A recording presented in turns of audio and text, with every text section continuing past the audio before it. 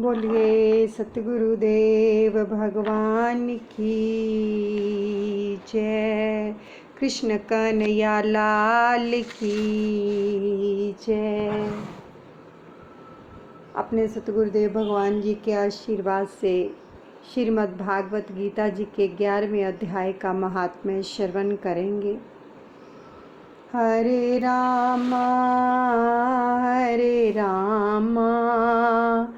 राम राम हरे हरे, हरे कृष्णा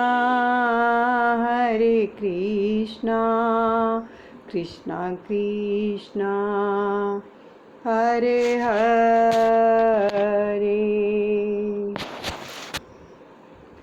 श्री महादेव जी कहते हैं, प्रिय, गीता के वर्णन से संबंध रखने वाली कथा एवं विश्वरूप अध्याय के पावन महात्म्य को श्रवण करो।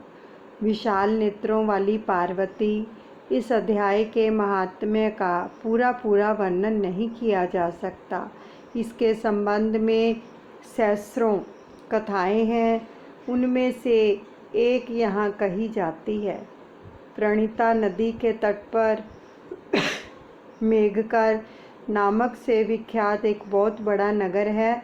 उसके प्राकार यानी 4 दीवारी और गोपुर द्वार बहुत ऊंचे हैं। वहाँ बड़ी बड़ी विश्रामशालाएं हैं जिनमें सोने के खंभे शोभा दे रहे हैं। उस नगर में श्रीमान सुखी, शांति, सदाचारी तथा जितेंद्रिय मनुष्यों का निवास है। वहाँ हाथ में शांग्र नामक धनुष धारण करने वाले जगदीश्वर भगवान विष्णु विराजमान हैं और वे ब्रह्मा के साकार स्वरूप संसार के नेत्रों को जीवन प्रदान करने वाले हैं। उनका गौर वरण पूरन श्री विग्रह भगवती लक्ष्मी के नेत्रों कमलों द्वारा पूजित होता है। भगवान की वह झांकी वामन अवतार की है। मेघ के समान उनका श्याम वरण तथा कोमल आकृति है। वक्ष स्थल पर श्री वस्त का चिन्ह शोभा पाता है। वे कमल और वनमाला से विभूषित हैं। अनेक प्रकार के आभूषणों से सुशोभित हो भगवान वामन रतन युक्त समुद्र के सदृश जान पड़ते हैं। पीताम्बर से उनके श्याम विग्रह की कांति ऐसी प्रतीत होती है मानो चमकती हुई बिजली से घिरा हुआ सन्निग्ध मेघ शोभा पा रहा हो। उन भगवान वामन का दर्शन करके जीव जन्म एवं संसार के बंधन से मुक्त हो जाता है। उस नगर में मेखला नामक महान तीर्थ है जिसमें स्नान करके मनुष्य शाश्वत वैकुंठ धाम को प्राप्त होता है। वहाँ जगत के स्वामी करुणा सागर भगवान नरसिंह का दर्शन करने से मनुष्य 7 जन्मों से किए हुए घोर पाप से छुटकारा पा जाता है। जो मनुष्य मेखला में गणेश जी का दर्शन करता है वह सदा दुस्तर विघ्नों से भी पार हो जाता है। उसी मेघकर नगर में कोई श्रेष्ठ ब्राह्मण थे जो ब्रह्मचर्य प्रायण, ममता और अहंकार से रहित, वेद शास्त्रों में प्रवीण और जितेंद्रिय तथा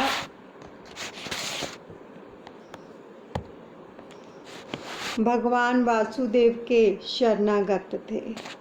तो उनका नाम सुनंदन था। प्रिय, वे शंख धनुष धारण करने वाले भगवान के पास गीता के 11वें अध्याय विश्वरूप दर्शन योग का पाठ किया करते थे। तो उस अध्याय के प्रभाव से उन्हें ब्रह्म ज्ञान की प्राप्ति हो गई थी। परमानंद सुदोह से पूर्ण उत्तम ज्ञानमयी समाधि के द्वारा इंद्रियों के अंतर्मुख हो जाने के कारण वे निश्चल स्थिति को प्राप्त हो गए थे और सदा जीवन मुक्त योगी की स्थिति में रहते थे। तो एक समय जब बृहस्पति सिंह राशि पर स्थित थे, महायोगी सुनंदन ने गोदावरी तीर्थ की यात्रा आरंभ की और वे क्रमशः जो विरज तीर्थ और तारा तीर्थ और कपिला संगम, अष्ट तीर्थ, कपिला द्वार, नरसिंह हवन और अंबिकापुरी तथा करस्थानपुर आदि क्षेत्रों में स्नान और दर्शन करते हुए विवाह मंडप नामक नगर में आए। तो वहाँ उन्होंने प्रत्येक घर में जाकर अपने ठहरने के लिए स्थान मांगा, परंतु कहीं भी उन्हें स्थान नहीं मिला। अंत में गांव वाले के जो मुखिया ने उन्हें एक बहुत बड़ी धर्मशाला दिखा दी। ब्राह्मण ने साथियों सहित उसके भीतर जाकर रात में निवास किया और सवेरा होने पर उन्होंने अपने को तो धर्मशाला के बाहर पाया, किंतु उनके और साथी नहीं दिखाई दिए। वे उन्हें खोजने के लिए चले। इतने में ही ग्रामपाल से उनकी भेंट हो गई और ग्रामपाल ने कहा, मुनि श्रेष्ठ, तुम सब प्रकार से दीर्घायु जान पड़ते हो। सौभाग्यशाली तथा पुण्यवान पुरुषों में तुम सबसे पवित्र हो। तुम्हारे भीतर कोई लोकोत्तर प्रभाव विद्यमान है। तो तुम्हारे साथी कहाँ गए और कैसे इस भवन से बाहर आए? तो इतना पता लगाओ। मैं तुम्हारे सामने इतना ही कहता हूँ कि तुम्हारे जैसा तपस्वी मुझे दूसरा कोई दिखाई नहीं देता। विप्रवर, तुम्हें किस महामंत्र का ज्ञान है, किस विद्या का आश्रय लेते हो तथा किस देवता की दया से तुम्हें अलौकिक शक्ति आ गई है? भगवान, कृपा करके इस गांव में रहो और मैं तुम्हारी खातिर सब सेवा जो है शुश्रा करूँगा। तो यूँ कहकर ग्रामपाल ने मुनीश्वर सुनंदन को अपने गांव में ठहरा लिया और वहाँ दिन रात बड़ी भक्ति से उनकी सेवा टहल करने लगा। जब 7-8 दिन बीत गए, तब एक दिन प्रातःकाल आकर वह बहुत दुखी हो महात्मा के सामने रोने लगा और बोला, हाय, आज रात में राक्षस ने मुझ भाग्यहीन के बेटे को चबा लिया है। मेरा पुत्र बड़ा ही गुणवान और भक्तिमान था। तो ग्राम पालक ने इस प्रकार कहने पर योगी सुनंदन ने पूछा, कहाँ है वह राक्षस और किस प्रकार उसने तुम्हारे पुत्र का भक्षण किया? तो ग्रामपाल बोला, ब्राह्मण, इस नगर में एक बड़ा भयंकर नरभक्षी राक्षस रहता है। वह प्रतिदिन आकर इस नगर के मनुष्यों को खा लिया करता है। तब एक दिन समस्त नगरवासियों ने मिलकर उससे प्रार्थना की कि राक्षस, तुम हम सब लोगों की रक्षा करो। हम तुम्हारे लिए भोजन की व्यवस्था किए देते हैं। यहाँ बाहर के जो पथिक रात में आकर नींद लेंगे उनको खा जाना। इस प्रकार नागरिक मनुष्यों ने गांव के मुझ मुखिया द्वारा इस धर्मशाला में भेजे हुए पथिकों को ही राक्षस का आहार निश्चित किया।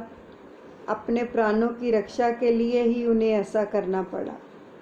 तुम भी अन्य राहीगरों के साथ इस घर में आकर सोए थे, किंतु राक्षस ने उन सबको तो खा लिया, केवल तुम्हें छोड़ दिया। द्विजतम, तुम में ऐसा क्या प्रभाव है? इस बात को तुम ही जानते हो। इस समय मेरे पुत्र का एक मित्र आया था, किंतु मैं उसे पहचान ना सका। वह मेरे पुत्र को बहुत प्रिय था, किंतु अन्य राहगीरों की साथ ही उसे भी मैंने धर्मशाला में भेज दिया। तो मेरे पुत्र ने जब सुना तो मेरा पुत्र भी उसमें प्रवेश कर गया है। तब वह उसे वहाँ से ले आने के लिए गया, परंतु राक्षस ने भी उसे भी भक्षण कर लिया। तो आज सवेरे मैंने दुखी होकर उस पिशाच से पूछा, ओ दुष्ट आत्मन, तूने रात में मेरे पुत्र को भी खा लिया। तुम्हारे पेट में पड़ा हुआ मेरा पुत्र जिससे जीवित हो सके ऐसा कोई उपाय बताओ, यदि बता सकते हो तो। राक्षस ने कहा, ग्रामपाल, धर्मशाला के भीतर घुसे हुए तुम्हारे पुत्र ना जानने के कारण मैंने भक्षण किया है। अन्य पथिकों के साथ तुम्हारा पुत्र भी अनजान में ही मेरा ग्रास बन गया है। वह मेरे उदर में ही जिस प्रकार जीवित और रक्षित रह सकता है, वह उपाय स्वयं विधाता ने ही कर दिया है। जो ब्राह्मण सदा गीता के 11वें अध्याय का पाठ करता हो, उसके प्रभाव से मेरी मुक्ति होगी और मरे हुओं को पुनः जीवन प्राप्त होगा। तो यहाँ कोई ब्राह्मण रहते हैं जिनको मैंने एक दिन धर्मशाला के बाहर कर दिया था। वे निरंतर गीता के 11वें अध्याय का जप किया करते हैं। इस अध्याय के मंत्र से 7 बार अभिमंत्रित करके यदि वह मेरे ऊपर जल का छींटा दें तो निस्संदेह मेरा शाप से उद्धार हो जाएगा। इस प्रकार उस राक्षस का संदेश पाकर मैं तुम्हारे निकट आया हूँ।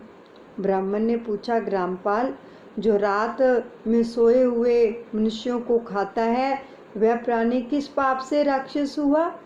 ग्रामपाल बोला, ब्राह्मण, पहले इस गांव में कोई किसान ब्राह्मण रहता था। एक दिन वह अंगहनी के खेत की क्यारियों की रक्षा करने में लगा हुआ था, तो वहाँ से थोड़ी ही दूर पर एक बहुत बड़ा गिद्ध किसी राही को मारकर खा रहा था। उसी समय एक तपस्वी कहीं से आ निकले, जो उस राही को बचाने के लिए दूर से ही दया दिखाते आ रहे थे। गिद्ध उसी राही को खाकर आकाश में उड़ गया।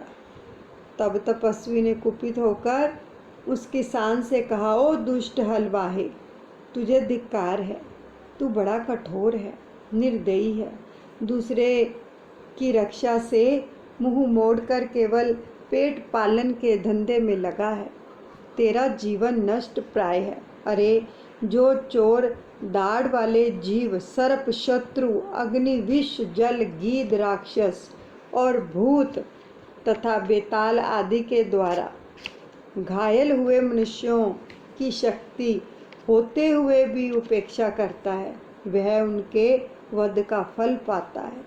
जो शक्तिशाली होकर भी चोर आदि के चंगुल में फंसे हुए ब्राह्मण को छुड़वाने की चेष्टा नहीं करता, वह घोर नरक में पड़ता है और पुनः भेड़ियों की योनि में जन्म लेता है।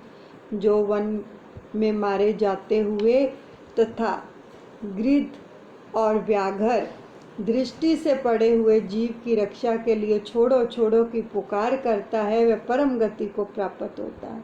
जो मनुष्य गौओं की रक्षा के लिए व्याघ्र, भील तथा दुष्ट राजाओं के हाथों से मारे जाते हैं, वह भगवान विष्णु उस समय परम पद को पाते हैं, जो योगियों के लिए भी दुर्लभ है। सहस्रश्व मेघ और 100 वाजपेयी यज्ञ मिलकर शरणागत रक्षा की 16वीं कला के बराबर भी नहीं हो सकते। दीन तथा भयभीत जीव की अपेक्षा करने से पुण्यवान पुरुष भी समय आने पर कुंभी पाक नामक नरक में पकाया जाता है। तूने दुष्ट गिद्ध के द्वारा खाए जाते हुए राही को देखकर उसे बचाने में समर्थ होते हुए भी जो उसकी रक्षा नहीं की, इसी से तो निर्दयी जान पड़ता था, तू राक्षस हो जा। हलवाहा बोला, महात्मन, मैं यहाँ उपस्थित अवश्य था, किंतु मेरे नेत्र बहुत देर से खेत की रक्षा में लगे थे, अतः पास होने पर भी गिद्ध के द्वारा मारे जाते हुए इस मनुष्य को मैं नहीं जान सका, अतः मुझ पर दीन पर आपको अनुग्रह करना चाहिए। तपस्वी ब्राह्मण ने कहा, जो प्रतिदिन गीता के 11वें अध्याय का जप करता है, उस मनुष्य के द्वारा अभिमंत्रित जल जब तुम्हारे मस्तक पर पड़ेगा, उस समय तुम्हें शाप से छुटकारा मिल जाएगा। यह कहकर तपस्वी ब्राह्मण चले गए और वह हलवाहा राक्षस हो गया। अतः द्विज श्रेष्ठ, तुम चलो और 11वें अध्याय से तीर्थ के जल को अभिमंत्रित करो, फिर अपने ही हाथों से उस राक्षस के मस्तक पर उसे छिड़क दो। तो ग्रामपाल की यह सारी प्रार्थना सुनकर ब्राह्मण का हृदय करुणा से भर आया। वे बहुत अच्छा कहकर उसके साथ राक्षस के निकट गए। वे ब्राह्मण योगी थे।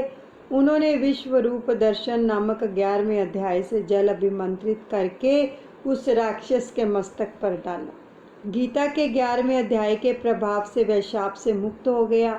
तो उसने राक्षस देह का परित्याग करके चतुर्भुज रूप धारण कर लिया तथा उसने निज सहस्रों पथिकों का भक्षण किया था। वे भी शंख चक्र एवं गदा धारण किए हुए चतुर्भुज हो गए। तो तत्पश्चात वे भी सभी विमान पर आरूढ़ हुए। इतने में ही ग्रामपाल ने राक्षस से कहा, निशाचर, मेरा पुत्र कौन है, उसे दिखाओ। उसके यूँ कहने पर दिव्य बुद्धि वाले राक्षस ने कहा, ये जो तमाल के समान श्याम चार भुजधारी माणिक्यमय मुकुट से सुशोभित तथा दिव्य मणियों के बने हुए कुंडल से अलंकृत है, हार पहनने के कारण जिनके कंधे मनोहर प्रतीत होते हैं, जो सोने के भुजबंधों से विभूषित और कमल के समान नेत्र वाले सिनग्ध रूप तथा हाथ में कमल लिए हुए और दिव्य विमान पर बैठकर देवता को प्राप्त हो चुके हैं, इन्हीं को अपना पुत्र समझो। यह सुनकर ग्रामपाल ने उसी रूप में अपने पुत्र को देखा और उसे अपने घर ले जाना चाहा। यह देखकर उसका पुत्र हंस पड़ा और इस प्रकार कहने लगा। पुत्र बोला, ग्रामपाल, कई बार तुम मेरे पुत्र हो चुके हो। पहले मैं तुम्हारा पुत्र था, किंतु अब देवता हो गया हूँ। इन ब्राह्मण देवता के प्रसाद से वैकुंठ धाम को जाऊंगा। देखो, यह निशाचर भी चतुर्भुज रूप को प्राप्त हो गया है। 11वें अध्याय के महात्म्य से यह सब लोगों के साथ श्री विष्णु धाम को जा रहा है। अतः तुम भी इन ब्राह्मण देव से गीता के 11वें अध्याय का अध्ययन करो और निरंतर उसका जप करते रहो। इसमें संदेह नहीं है कि तुम्हारी भी ऐसी ही उत्तम गति होगी। तात, मनुष्यों के लिए साधु पुरुषों का संग सर्वदा दुर्लभ है, तो वह भी इस समय तुम्हें प्राप्त है। अतः अपना अभिष्ट सिद्ध करो। धन, भोग, दान, यज्ञ, तपस्या और पूरक कर्मों से क्या लेना है। विश्व रूपाध्याय के पाठ से ही परम कल्याण की प्राप्ति हो जाती है। पूर्णानंद संदेह स्वरूप श्री कृष्ण नामक ब्रह्मा के मुख से कुरुक्षेत्र में अपने मित्र अर्जुन के प्रति जो अमृत में उपदेश निकला था, वही श्री विष्णु का परम तात्विक स्वरूप है। तुम असिका चंदन करो और वह मोक्ष के लिए प्रसिद्ध रसायन है। संसार भय से डरे हुए मनुष्यों की आदि व्याधि का विनाशक तथा अनेक जन्म के दुखों का नाश करने वाला है। मैं उसके सिवा दूसरे किसी साधन को ऐसा नहीं देखता, अतः उसी का अभ्यास करो। श्री महादेव जी कहते हैं। यूँ कहकर वह सबके साथ श्री विष्णु के परम धाम को चला गया। तब ग्रामपाल ने ब्राह्मण के मुख से उस अध्याय को पढ़ा। फिर वे दोनों ही उसके महात्म्य से विष्णु धाम को चले गए। और पार्वती, इस प्रकार तुम्हें 11वें अध्याय की महात्म्य कथा सुनाई। इसके श्रवण मात्र से महान पातकों का नाश हो जाता है। अब गीता जी के 11वें महात्म्य को सुना है।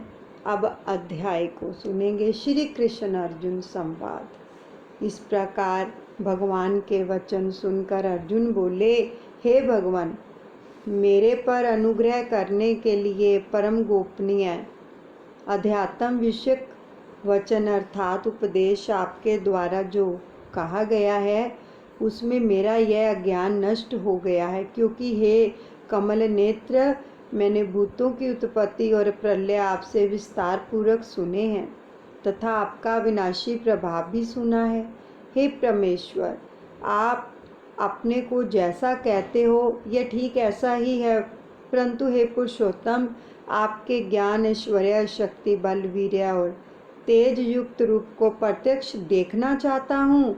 इसलिए हे प्रभु, मेरे द्वारा वह आपका रूप देखा जाना शक्य है। ऐसा यदि मानते हैं तो हे योगेश्वर, आप अपने अविनाशी स्वरूप के मुझे दर्शन कराइए।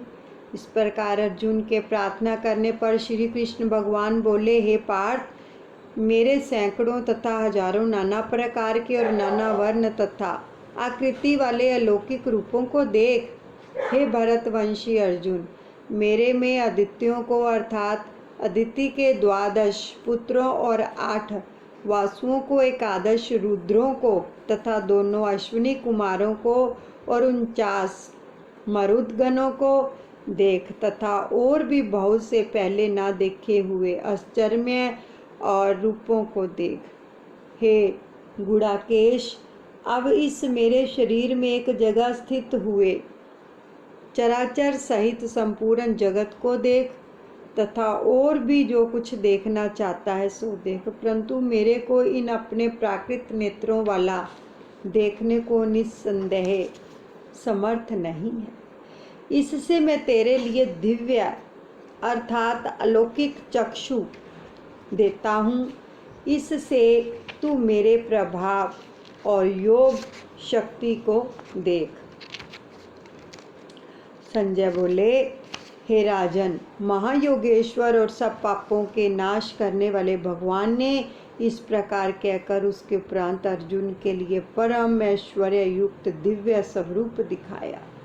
उस अनेक मुख और नेत्रों से युक्त तथा अनेक अद्भुत दर्शनों वाले एवं बहुत से दिव्य आभूषणों से युक्त और बहुत से दिव्य शस्त्रों को हाथों में उठाए हुए तथा दिव्य माला और वस्त्रों को धारण किए हुए और दिव्य गंध का अनुलेपन किए हुए एवं सब प्रकार के आश्चर्यों से युक्त सीमा रहित विराट स्वरूप परम देव परमेश्वर को अर्जुन ने देखा। हे राजन, आकाश में 1000 सूर्यों की एक साथ उदय होने से उत्पन्न हुआ जो प्रकाश होवे, वह भी इस विश्व रूप परमात्मा के प्रकाश के सदृश कदाचित ही होवे। ऐसे आश्चर्य रूप को देखते हुए पांडुपुत्र अर्जुन ने उस काल में अनेक प्रकार से विभक्त हुए अर्थात पृथक पृथक हुए संपूर्ण जगत को उस देवों के देव श्री कृष्ण भगवान के शरीर में एक जगह स्थित देखा।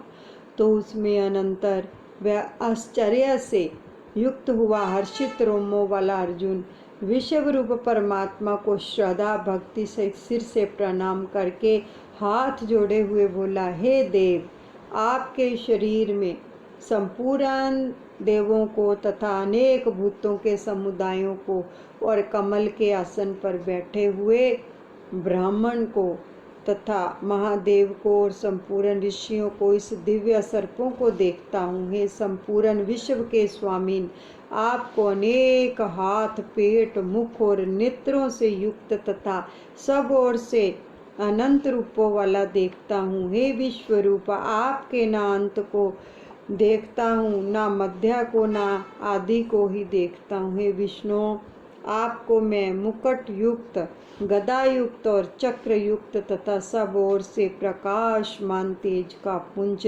प्रज्वलित अग्नि और सूर्य के सदृश ज्योति युक्त देखने में अति गहन और अपरमेय स्वरूप सब ओर से मैं देखता हूँ।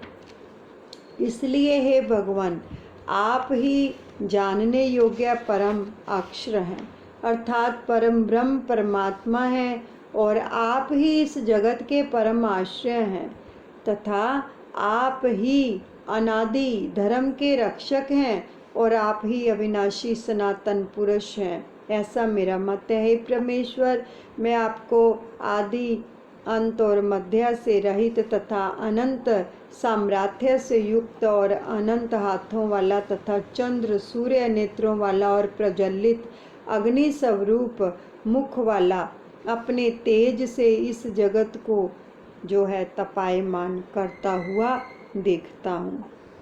हे महात्मन, यह स्वर्ग और पृथ्वी के बीच का संपूर्ण आकाश तथा सब दिशाएं एक आप से ही परिपूर्ण है तथा आपके इस अलौकिक और भयंकर रूप को देखकर तीनों लोग अति व्यथा को प्राप्त हो रहे हैं। हे गोविंद, वे सब देवताओं के समूह आप में ही प्रवेश करते हैं और कई एक भयभीत होकर हाथ जोड़े हुए आपके नाम और गुणों का उच्चारण करते हैं तथा महर्षि और सिद्धों के समुदाय कल्याण होवे ऐसा कहकर उत्तम उत्तम नेत्रों के द्वारा स्तोत्रों के द्वारा आपकी स्तुति करते हैं। परमेश्वर, जो एकादश रुद्र और द्वादश आदित्य तथा 8 वसु और साध्यगण और विश्वदेव तथा अश्विनी कुमार तथा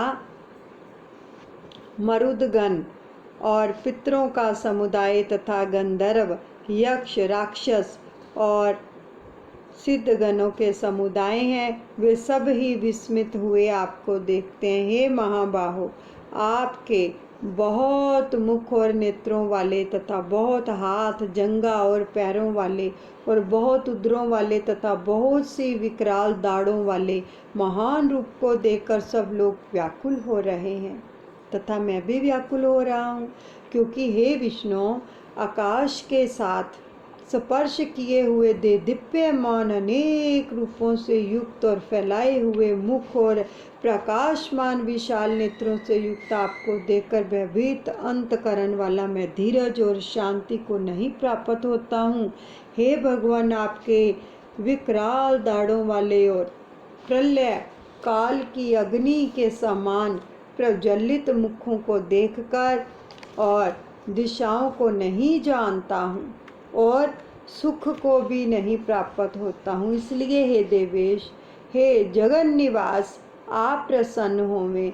मैं देखता हूँ कि वे सभी धृतराष्ट्र के पुत्र राजाओं के समुदायों सहित आप में प्रवेश करते हैं और भीष्म पितामह, द्रोणाचार्य तथा वे कर्ण और हमारे पक्ष के भी जो हैं प्रधान योद्धाओं सहित सबके सब वेग युक्त हुए आपके विकराल दाढ़ों वाले भयानक मुखों में प्रवेश करते हैं और कई एक चूरन हुए सिरों सहित आपके दांतों के बीच में लगे हुए दिखते हैं।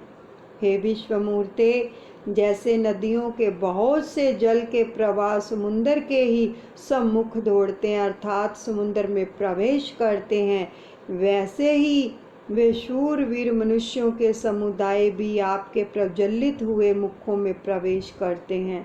अथवा जैसे पतंग मोह के वश होकर नष्ट होने के लिए प्रज्वलित अग्नि में अति वेग से युक्त हुए प्रवेश करते हैं, वैसे ही ये सब लोग भी अपने नाश के लिए आपके मुखों में अति वेग से युक्त हुए प्रवेश करते हैं और आप उन संपूर्ण लोगों को प्रज्वलित मुखों के द्वारा ग्रसन करते हुए सब ओर से चाट रहे हैं। हे विष्णु, आपका उग्र प्रकाश संपूर्ण जगत को तेज के द्वारा परिपूर्ण करके तपायमान करता है। हे भगवान, कृपा करके मेरे प्रति कहिए कि आप उग्र रूप वाले कौन हैं। हे देवों में श्रेष्ठ, आपको नमस्कार होवे, आप प्रसन्न होइए। आदि सब रूप आपको मैं तत्व से जानना चाहता हूँ, क्योंकि आपकी प्रवृत्ति को तो मैं नहीं जानता। इस प्रकार अर्जुन के पूछने पर श्री कृष्ण भगवान बोले, हे अर्जुन, मैं लोगों का नाश करने वाला बड़ा हुआ महाकाल हूँ। इस समय इन लोगों को नष्ट करने के लिए प्रवृत्त हुआ हूँ, इसलिए जो प्रतिपक्षियों की सेना में स्थित हुए योद्धा लोग हैं, वे सब तेरे बिना भी नहीं रहेंगे। अर्थात मेरे युद्ध ना करने से भी इन सब का नाश हो जाएगा। इससे तू खड़ा हो और यज्ञ को प्राप्त कर तथा शत्रुओं को जीतकर धन धान्य से संपन्न राज्य को भोग। और सब शूरवीर पहले से ही मेरे द्वारा मारे हुए हैं। हे स्वयं साचिन, तू तो केवल निमित्त मात्र ही हो जा तथा इन द्रोणाचार्य और पितामह तथा जयद्रथ और कर्ण तथा और भी बहुत से मेरे द्वारा मारे हुए शूरवीर योद्धाओं को तू मार और भयभीत मत कर। निस्संदेह तू युद्ध में वैरियों को जीतेगा, इसलिए तू युद्ध कर। इसके उपरांत संजय बोले, हे राजन, केशव भगवान ने के इस वचनों को सुनकर मुकुटधारी अर्जुन हाथ जोड़े हुए कांपता हुआ नमस्कार करके फिर भी भयभीत हुआ प्रणाम करके भगवान श्री कृष्ण के प्रति गदगद वाणी से बोला कि हे अंतर्यामिन, यह योग्य की ही है कि जो आपके नाम और प्रभाव से कीर्तन से जगत अति हर्षित होता है और अनुराग को भी प्राप्त होता है तथा भयभीत हुए राक्षस लोग दिशाओं में भागते हैं और सब सिद्ध गणों के समुदाय नमस्कार करते हैं। हे महात्मन, ब्रह्मा के भी आदिकर्ता और सबसे बड़े आपके लिए वे कैसे नमस्कार नहीं करें, क्योंकि वे अनंत, हे देवेश, हे जगन निवास, जो सत्य सत्य और उनसे भी परे अक्षर अर्थात सच्चिदानंद घन ब्रह्मा हैं, वे आप ही हैं। हे प्रभु, आप आदिदेव और सनातन पुरुष हैं। आप इस जगत के परम आश्रय और जानने वाले तथा जानने योग्य और परम धाम हैं।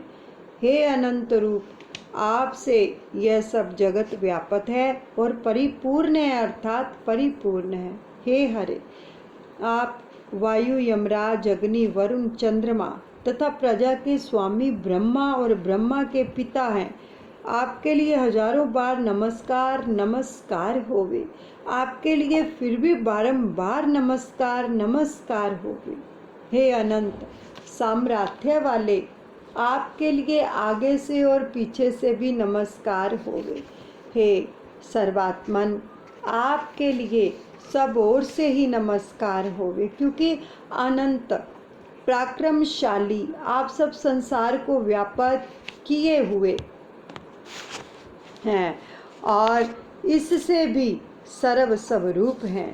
हे परमेश्वर सखा, ऐसे मानकर आपके इस प्रभाव को ना जानते हुए मेरे द्वारा प्रेम से अथवा प्रमाद से भी, हे कृष्ण, हे यादव, हे सखे, इस प्रकार जो कुछ भी हठ पूर्वक कहा गया है, और हे अच्युत, जो आप हंसी के लिए विहार शय्या आसन पर भोजन आदि में अकेले अथवा उन सखाओं के सामने भी अपमानित किए गए हैं, वह सब अपराध अपरम्य स्वरूप अर्थात अचिंत्य प्रभाव वाले आपसे मैं क्षमा कराता हूँ। हे विश्वेश्वर, आप इस चराचर जगत के पिता और गुरु से भी बड़े गुरु एवं अति पूजनीय हैं। हे अतिशय प्रभाव वाले, तीनों लोकों में आपके समान भी दूसरा कोई नहीं है, फिर अधिक कैसे होवे।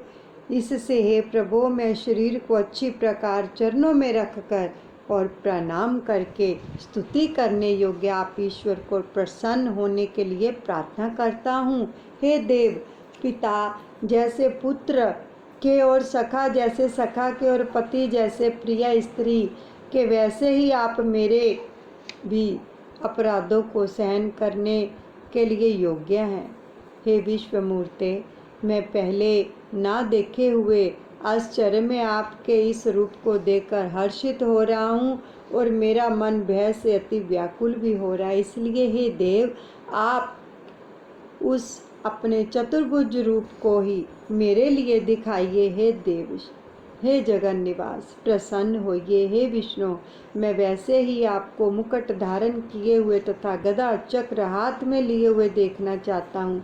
इसलिए हे विश्वरूप, हे सहस्र बाहु, आप उस ही चतुर्भुज रूप में युक्त हो। ये इस प्रकार अर्जुन की प्रार्थना को सुनकर श्री कृष्ण भगवान बोले, हे अर्जुन, अनुग्रह पूर्वक मैंने अपनी योग शक्ति के प्रभाव से यह मेरा परम तेजोमय सबका आदि और सीमा रहित विराट स्वरूप तेरे को दिखाया है, जो कि तेरे सिवा दूसरे से पहले यानी किसी ने भी नहीं देखा गया। हे अर्जुन, मनुष्य लोक में इस प्रकार विश्व रूप वाला मैं ना वेद ना यज्ञों के अध्ययन से तथा ना दान से और ना क्रियाओं से और ना उग्र तपों से ही तेरे सिवा दूसरों से देखा जाने वाला शक्य हूँ। इस प्रकार के मेरे इस विकराल रूप को देखकर तेरे को व्याकुलता ना होवे और मूढ़ भाव भी ना होवे।